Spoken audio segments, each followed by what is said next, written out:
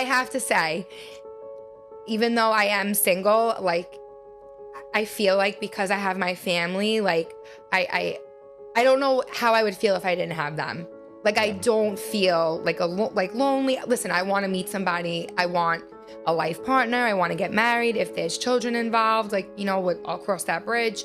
But, like, I don't know if I would be who I am, like, without my family. Like, it's crazy to even think about. I actually enjoy watching your 95-year-old grandfather. Oh, I mean, it's like a sweetheart of a thing to just watch. I think he's amazing. Some people maybe didn't see the video. So what happened? You didn't go to your graduation ceremony. I didn't go to my graduation ceremony. He gave you a ceremony and took pictures of you in a cap and gown. Yeah, 95. How beautiful is that? 95. That's a memory never to forget. No, I called my mom. I'm like, wait till you see the video. Wait till you see what your father made me do.